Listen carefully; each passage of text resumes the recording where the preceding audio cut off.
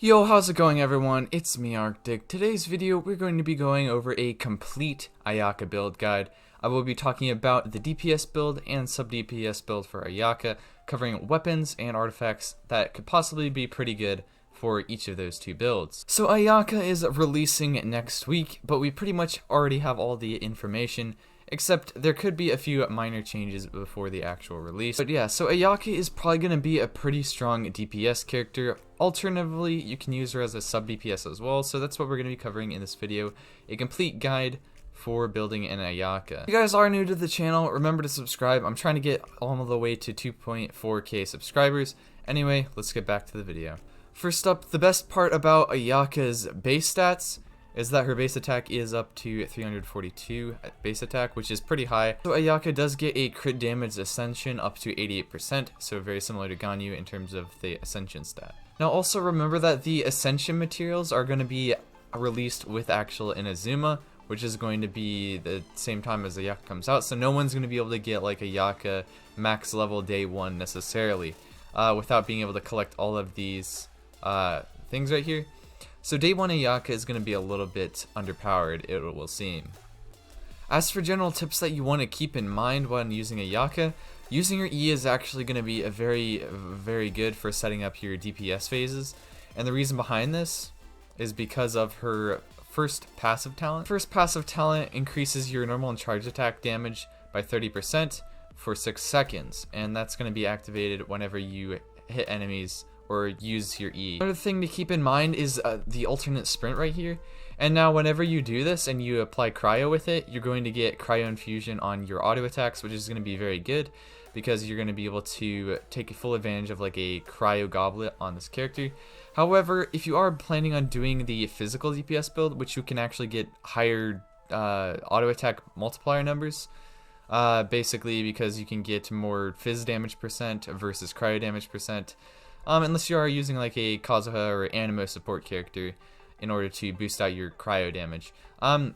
If you are going phys damage, I would just recommend not sprinting near enemies is basically what you have to do. So like you can use characters like Kaching as another character, or like Rosaria, because they both have like abilities that can like close distances, and then you would be able to switch to like your Ayaka and DPS with that. I know nobody really cares about the phys damage build. However, that is a build that is actually going to be probably pretty viable on Ayaka. And lastly, her ultimate right here, it's a little bit weird. It costs 80 energy and it only lasts for like 5 seconds. So it's not really that much of a long effect. However, it does have this cutting damage percent and then the bloom damage percent right here. Now keep in mind that if you are going for reaction damage, Ayaka's E spell has a higher multiplier on the cutting damage, which is what you're going to be hitting your reaction with anyway. So I would recommend going for reactions with the E, and then the ultimate right here is basically just if you come across like larger opponents, and this is really nice for setting up like DPS phases, you know. Constellations, I know since a lot of you have been saving up to go for like a high constellation Ayaka, these are going to be very valuable for your Ayaka. The first one basically allows you to have almost constant uptime on your E spell, which will basically give you your E spell about every 6 seconds if you're auto attacking or doing an auto attack combo. So effectively you can keep that 30% charge attack damage from your passive up constantly. So Constellation 4 is probably going to be the best one to go if you can't quite make it to C6, because Constellation 4 is going to give a 30% decreased defense for 6 seconds. And now that is actually going to be very good because defense reduces like all stat defenses, like Animo damage, Geo damage, that kind of stuff. It reduces everything. So this is actually going to be pretty good, even if you are running your Ayaka as a support kind of. And lastly, her C6, I believe they've actually changed this from the last time I made an Ayaka video. And so it used to be where it gave you like 50% more damage on stacks, but now they changed it to this. So you apparently get this stack every 10 seconds, increases the charge attack damage by 298%. That's a pretty big number. This buff will be cleared 0.5% seconds after Ayaka's charge attack hits an opponent, and the timer, this ability will restart. So basically every 10 seconds you can pretty much do a charge attack that'll have like an additional damage boost basically. which that actually is going to be pretty cool, because what you can do is you can go for like a large charge attack, like right at the beginning when you cast your E, and it'll be pretty good DPS with C6. Blackcliff Longsword is going to be a excellent option for your Ayaka. What you want to make sure you're doing with this weapon is making sure that you get enough like crit rate. However, this does have a crit damage as a substat, so you're going to be getting lots of crit damage off of this weapon. In addition, since Ayaka is a main DPS, or I guess you could run her as a sub DPS, this weapon can kind of work for both, but mostly main DPS. Ayaka's attack can be increased by 12% up to 3 stacks, and this is going to be really nice, especially if you have one of these at higher refinements. That'll really start getting you tons more attack percent just off of using Ayaka as a main DPS. Or can be a good option if you are going for just a general attack percent supplement to your builds. Attack percent is very good for getting your damage numbers higher. It's not just all crit rate, crit damage in terms of your actual DPS, as you guys know. However, this one can be good for like a sub DPS Ayaka. Because of its passive right here, it increases your damage against opponents affected by Pyro or Electro. If you're going for like melt reactions with your Ayaka's E, this could be a decent option to use. And overall, it's a pretty decent weapon depending on what team comp you're using. Sacrificial Sword is an option if you are going for more of a support sub DPS kind of route for your Ayaka. This will basically give you 2 E-spells whenever you cast your E-spell. So it'll be pretty good in terms of actual uptime for like your ultimate with your Ayaka. And so this is a pretty decent weapon to use. The Ollie Flash is going to be pretty good in general for Ayaka. This one has a very high base attack. It's basically almost as high as a 5-star basically. And it increases your damage dealt by the character equipping the weapon by 12%, so already that's a pretty good buff right there. Taking damage does disable this effect, and then it does come with Elemental Mastery as a substat, and that can help with like your reaction damage. Although Ayaka isn't necessarily much of a reaction damage, the main reason to use this is for the damage boost increase, and also its base attack. It is the Battle Pass option for Ayaka, and this one is probably going to be pretty popular on Ayaka because the crit rate substat is going to be very nice in terms of actually getting your crit rate a lot higher, so you can crit with your Ayaka. And this also gives you a normal and charge attack increase in damage up to 20%, and you also get some self-sustaining healing effects. So this is very good for main DPS Ayaka. For 5 stars, Aquila Favonia is great for the phys damage Ayaka build.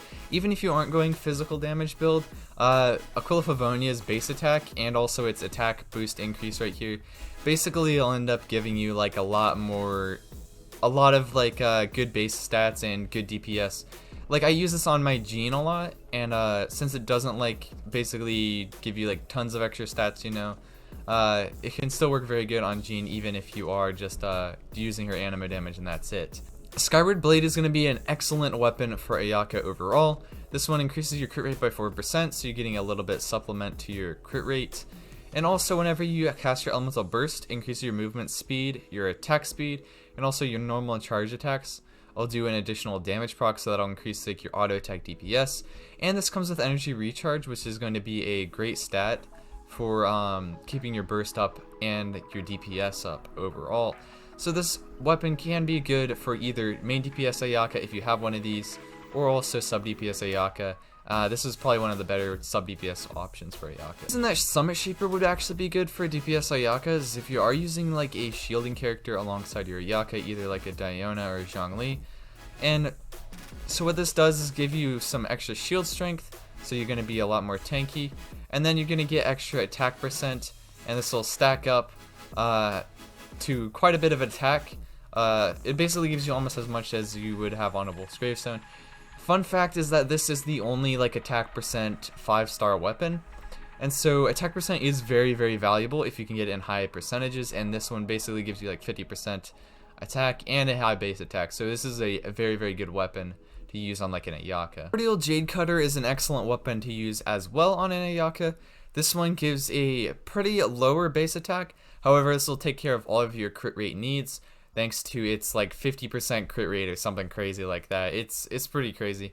In addition to that, it also gives you an attack bonus based on your HP, so that basically gives you a little bit more attack to round out this weapon's usability and DPS. So this is very good for both DPS, sub DPS, basically general on Ayaka. Sword that's going to be craftable in Inazuma update is going to be this sword, and this sword can be pretty decent if you are planning on going for your Ayaka's burst up time. This does come with attack percent as a substat, which is going to be pretty nice. And what this one's passive does is gives you these succession seeds whenever you trigger your elemental skill. So 3 succession seeds after your elemental burst, it consumes these seeds, and then you regenerate 6 energy per seed consumed. So pretty much what you can do is you can cycle your elemental skills and basically get good burst up time with this. Most people are going to be trying to go for, if you are like a whale or want something specific for Ayaka, is going to be this weapon. And I would actually recommend going for this over like Ayaka constellations, in fact, because Ayaka's constellations are good. If you haven't been saving up for Ayaka for a long time, they can be pretty good. However, this weapon right here is going to give you a lot of value as well, so I would recommend at least picking up one of these copies if you are like a light spender, you know, going for like some of the better kind of stats and stuff for your Ayaka. And so this gives you a 12% elemental damage bonus, just flat right there. And then you get each of these emblem stacks, and it'll give you 8, 16, or 28% elemental damage bonus for the character's elemental type.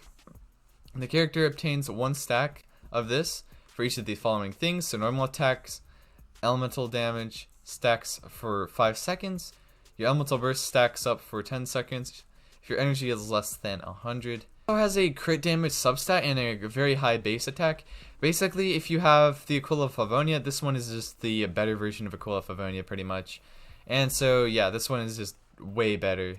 2 artifacts for Ayaka. There are several kind of options. Since Ayaka is a cryo character, you probably could use like a blizzard set. However, if you are going fizz damage build, Pale Flame set is also very good.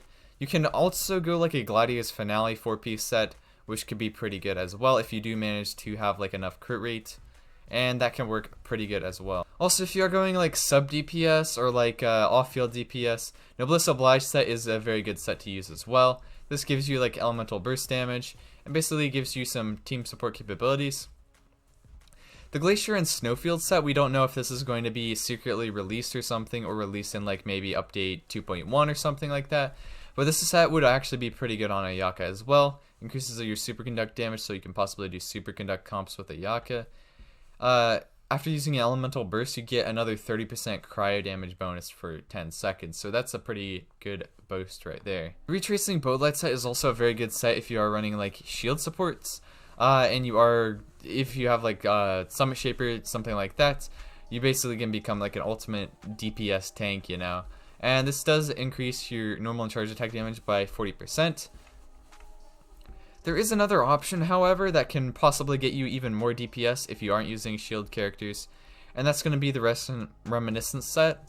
And this will give you 18 plus attack on the 2-piece, so actually a useful 2-piece set right here. And then whenever you cast your elemental skill, you lose 15 energy, but your normal charge and plunging attack damage increase by 50% for 10 seconds. So this in combination with the 2-piece is going to give you a lot of damage right here.